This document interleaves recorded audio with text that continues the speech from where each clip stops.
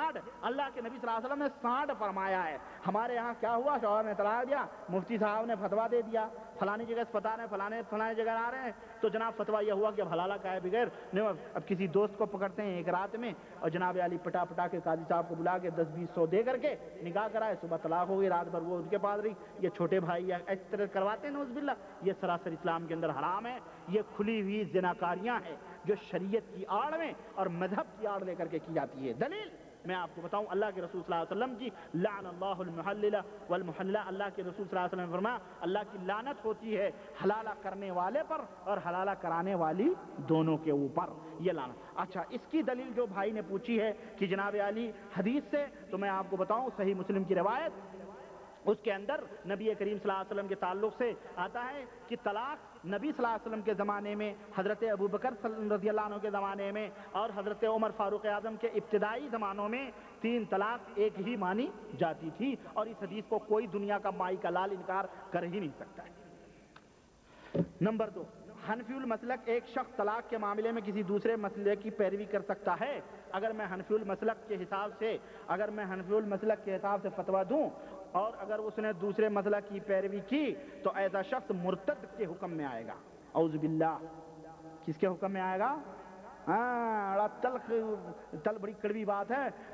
اگر کوئی شخص حنفی ہے اور وہ شافعی ہوا ہے یا شافعی ہو گیا تو اس کے اوپر اتنی درے لگیں گے جتنے کی جو سزا مرتد کی ہوتی ہے, حنفیوں نے اس کے لیے وہ سزا مقرر کی ہے.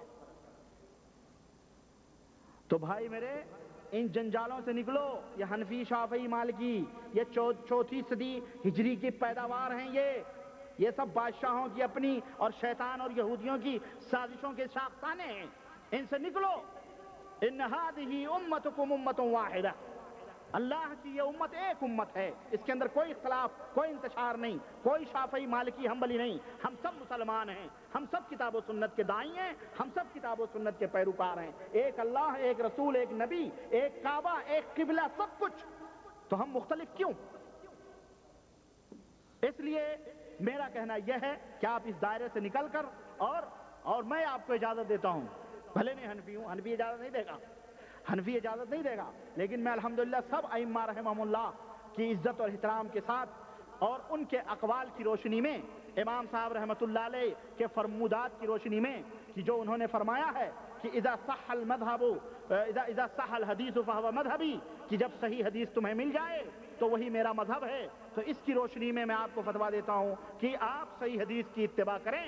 انشاءاللہ امام ابو حنیفہ رحمۃ اللہ علیہ کے صحیح متبع اور پیروکار آپ کہلائے جائیں گے. یہ جھوٹے لوگ ہیں جو اپنے آپ کو حنفی کہتے ہیں اور امام صاحب رحمۃ اللہ علیہ کو بدنام کر رہے ہیں. اللہ تعالیٰ کہتا ہے یا اللہ تعالیٰ کہتا ہے یا اللہ تعالیٰ کہتے ہیں, ان جملوں میں کون بہتر ہے؟ دیکھیں, ایسی کوئی بات نہیں ہے, آپ یہ بھی کہہ سکتے ہیں, وہ بھی کہہ سکتے ہیں. اب جو لوگ یہ کہتے ہیں اللہ تعالیٰ فرماتا ہے یا کہتا ہے, اصل میں اس کی ذات اور اس کی شان, جیسے ہم کہتے ہیں اس کی ذات, اس کی شان, اگر آپ کو کہیں کہ اس نے کہا تو کہیں گے گستاخ. لیکن کبھی کبھی جس سے آپ کو زیادہ پیار ہوتا ہے نا, جس سے آپ کو زیادہ محبت ہو, تو آپ کیا کہتے ہیں, یار تو نہیں تو یہ بات کہی تھی, آپ نے نہیں, یہ نہیں کہا جاتا. کہا کہتے ہیں تو نے کہی تھی, تو ادھر آ, ہے نا. تو پیار اور محبت ہے, اور ایک توہین ہے, اور نعوذ باللہ کوئی مخلوق اپنے خالق کی توہین کرے وہ تو کافر ہے نا. اس لیے اگر نیت اس کے یا اس کی یا اللہ تعالیٰ فرماتے ہیں یا فرماتا ہے سے توہین مقصود ہے تو یقیناً وہ کافر. لیکن اگر اس کی ذات وحدانیت مراد ہے کہ صرف اللہ وحدہ لا شریک اکیلا ہے, اس لیے اس کو ایسا لفظ استعمال کریں جو اکیلے پہ دلیل ہو. یہ نہ کوئی سننے والا سنے تو کہے کتنے اللہ ہیں جو کہتے ہیں اللہ فرماتے ہیں, تو ایسا لگتا ہے جیسے 10 اللہ ہیں جو فرما رہے ہیں, ہے کہ نہیں. اس لیے اس شبہے سے بچنے کے لیے یہ کہا جاتا ہے, اور اگر کوئی ویسا کہتا ہے تو وہ بھی جائز ہے, یہ بھی جائز ہے. یہ ترجمہ ہے, عربی میں قال اللہ کہا جاتا ہے, جس کا ترجمہ آپ کرتے ہو ہاں کہ اللہ فرماتے ہیں کہہ لیں یا اللہ نے فرمایا کہہ لیں, دونوں جائز. سمجھ, ترجمہ یا آپ کا ہمارا ہے اور نیتوں کا آپس میں دخل ہے, ورنہ عربی میں قال اللہ ہی ہے. قالو اللہ نہیں کہا جاتا ہے کہیں بھی, بارے پیار کے محبت کے, جمع کا صیغہ نہیں استعمال ہوتا ہے. روزے اطہر پر جا کر کوئی شخص یہ کہے کہ اے حضور پاک میرے لیے دعا کیجیے, جائز ہے کہ نہیں ہے؟ یہ حرام ہے اور شرک میں داخل ہے. اس طرح کا جملہ کہنا کیوں؟ روضہ اطہر پہ اللہ کے رسول صلی اللہ علیہ وسلم کے جا کر کے یہ کہنا کہ اے اللہ کے رسول ہمارے لیے دعا کیجئے، گویا آدمی یہ عقیدہ رکھتا ہے کہ حضور صلی اللہ علیہ وسلم زندہ ہیں، انہیں نعوذ باللہ صحابہ نے زندہ ہی قبر کے اندر دفن کر دیا اور وہ ہماری آواز کو سن رہے ہیں۔ اس طرح سے دوسری چیز یہ کہ اللہ کے رسول صلی اللہ علیہ وسلم کے بارے میں اللہ تعالیٰ نے فرمایا انکا میتن و انہم میتون، اے نبی تم بھی میت ہو، تم بھی مرنے والے ہو، لوگ بھی مرنے والے ہیں، اور اس کا فیصلہ ہم کریں۔ تو اس طرح سے اللہ رب العزت نے انہیں میت قرار دیا اور وہ میت ہیں، اور وہ ان کی میت حضور صلی اللہ علیہ وسلم کی موت ہو جانا۔ ایک نقطہ جو سب سے مہم میں آپ کو بتاؤں کہ انبیاء کی موت کے بارے میں جو لوگ یہ کہتے ہیں کہ موت آنا یہ انبیاء کی توہین ہے، یہ سراسر ان کی حماقت ہے۔ موت آنا صرف اللہ کی توہین ہے۔ اللہ کے علاوہ جتنی بھی مخلوق ہے سب کے اوپر فنا اور موت ہونا جو ہے یہ ان کی شان عظمت ہے اور یہ بڑائی ہے، ان کی توہین نہیں ہے۔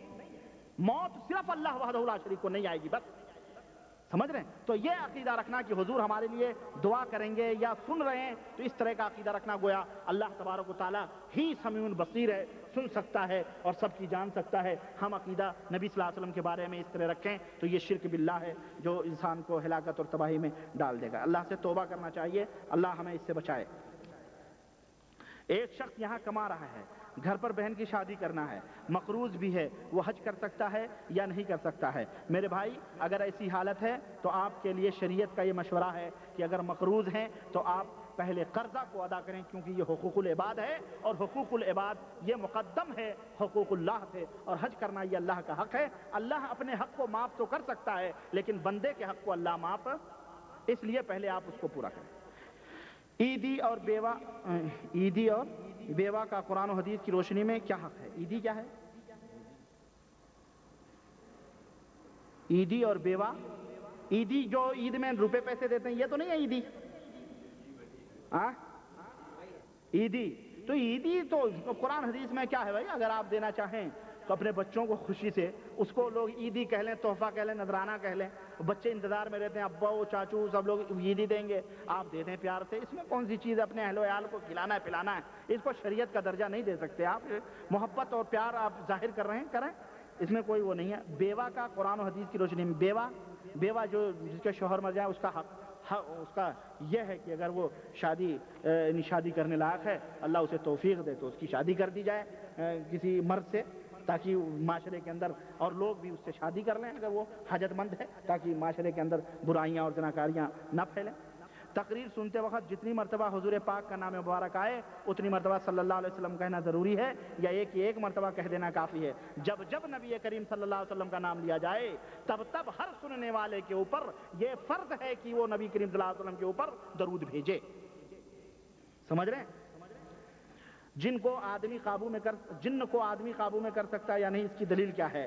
جن کو قابو میں کرنا یہ حرام ہے، اللہ کے رسول صلی اللہ علیہ وسلم نے اس سے منع فرمایا ہے۔ اللہ کے نبی صلی اللہ علیہ وسلم نماز پڑھ رہے تھے اور منبر کے آگے حضور آگے بڑھے اور اس کے بعد پیچھے پلٹے، پھر جب نماز ختم ہوئی صحابہ نے پوچھا آج ہم نے جو حرکت دیکھی ہے اس سے پہلے کبھی نہیں دیکھی تھی، کیا بات تھی؟ تو حضور صلی اللہ علیہ وسلم نے فرمایا کہ شیطان آیا تھا، ہم نے اس کے گلے کو دبایا تو اس کی زبان باہر نکلی جس کی تراوٹ میں نے اپنے ہتھیلیوں کے اوپر محسوس کی۔ اگر مجھے اپنے بھائی سلیمان کی دعا یاد نہ آتی جو انہوں نے کی تھی کہ اللہ میرے بعد ان کے اوپر کسی کو قبضہ نہ دینا، تو میں اس کو باندھ دیتا اسی مسجد نبوی کے ستون سے یا سڑک پہ، اور مدینے کے بچے اسے کھیلتے۔ تو اس حدیث سے ثابت ہوتا ہے کہ جن کو قابو کرنا یہ جائز نہیں ہے، بلکہ یہ حضرت سلیمان علیہ السلام کا معاملہ تھا، وہ ان کے ساتھ ختم ہو گیا، جائز نہیں ہے۔ تب رہا کر سکتا ہے یا نہیں، جائز تو نہیں ہے، لیکن بعض لوگ یہ جادوگر لوگ جنوں کو قبضے میں کرتے ہیں، جو جادوگر ہیں ان کا وہ جو ہے کافر ہیں، اور جادوگر کی سزا توبہ نہیں ہے، بلکہ اگر وہ پکڑا گیا تو اس کی سزا قتل ہے۔ لا یستتاب الساحر لا یستتاب، یعنی اس کی سزا قتل ہے، اس کو قتل کیا جائے گا، اس کو جو ہے اس کی توبہ بھی قبول نہیں کی جائے گی۔ ماشاءاللہ۔ گھروں کی بندش کروانا، جیسے کیل وغیرہ پڑھوا کر گھر کے چاروں کونوں پر لگانا، کیا ایسا کرنا جائز ہے؟ یہ سب خرافات ہے، سمجھ رہے ہیں؟ گھروں کے اندر ٹھنڈک دلوانا، اگر نیا گھر بنواتے ہیں تو کہتے ہیں ذبیحہ ذبح کرو ورنہ گھر کی بلا آئے گی، تو یہ تمام سب خرافات ہے۔ میرے عزیز، میرے بھائی، بسم اللہ کر کے آپ گھر کے اندر جائیں اور کیا کہتے ہیں اللہ کے رسول صلی اللہ علیہ وسلم کے فرمان کے مطابق کہ اے لوگو جب گھروں میں جاؤ تو دروازہ بند کرنے سے پہلے بسم اللہ پڑھ لیا کرو، شیطان تمہارے گھروں میں نہیں داخل ہوگا۔ اللہ کے رسول صلی اللہ علیہ وسلم فرماتے ہیں کہ کھانا کھاؤ تو بسم اللہ کر لیا کرو، شیطان انتظار میں رہتا ہے، اگر بسم اللہ کر لیا تو اپنے دوستوں سے کہتا ہے چلو اب اس گھر میں ہمیں کھانے کو نہیں ملے گا۔ اسی طرح سے دروازے کے اوپر شیطان کھڑا رہتا ہے اپنے ساتھیوں کے ساتھ، جب بندہ بسم اللہ کر کے دروازہ بند کر لیتا ہے تو شیطان کہتا ہے چلو اب اس گھر میں ہمیں سونے کو بھی نہیں ملے گا، لیکن اگر وہ بسم اللہ نہیں کرتا ہے تو کیا کہتے ہیں شیطان کہتا ہے چلو اس گھر میں کھانے کو بھی مل گیا، سونے کو بھی مل گیا۔ سمجھ رہے ہیں؟ تو اس طرح شیطان گھروں میں داخل ہوتا ہے اور لوگوں کو تشویش کرتا ہے۔ تو یہ وہ حفاظتی تدابیر ہیں، یہ وہ حفاظتی تدابیر ہیں جن کی وجہ سے جو ہے شیطان آپ کے اوپر قابو نہیں پا سکتا۔ سوتے وقت سبحان اللہ، الحمدللہ، لا الہ الا اللہ 33 دفعہ لا الہ الا اللہ پڑھ لیں، یہ بھی شیطانی تدابیر ہیں۔ بچوں کو مغرب کے بعد گھروں کے باہر نہ جانے دیں۔ اللہ کے رسول صلی اللہ علیہ وسلم فرمایا کہ بلائیں چلتی ہیں رات کو، اور ہمارے ہاں تو عجیب حالت ہے، یہ نالائق بچے جیسے ہی شام ہوتی ہے جب ان کے کھیلنے کا بھی وقت ہوتا ہے اور گھر والے بھی باہر کر دیتے ہیں، جا بے کھیل کے آ، کیا گھر میں بیٹھا ہوا، ہم یہاں بھی بیٹھ کے گپے مارتے ہیں، چائے کافی اڑاتے ہیں، ہے کہ نہیں؟ ہاں ہوتا ہے اس طرح سے۔ بچوں کو شام کے وقت شوہر کام سے آئے تو بچوں کو باہر، اپنا اندر، ہے نا؟ تو بچے بھی 10 بجے رات تک سوتے ہیں، دوڑتے ہیں کونے کلی کوچے میں سب کچھ، اب انہیں شیطان پکڑتے ہیں، جنات پکڑتے ہیں۔ نہیں کرنا چاہیے، اللہ کے رسول صلی اللہ علیہ وسلم نے منع فرمایا ہے۔ تو اس طرح سے، اور جو تعویذ پلیتے گنڈے جو درختوں کے اوپر لٹکاتے گھروں کی چوکٹوں کونوں اتروں، یہ سب کھانے پینے کے دھندے، یہ سب جو ہے غلط ہے، نہیں کرنا چاہیے۔ ہاں کے جوابات انشاءاللہ جو باقی رہ گئے وہ کل کی جمعے کے بعد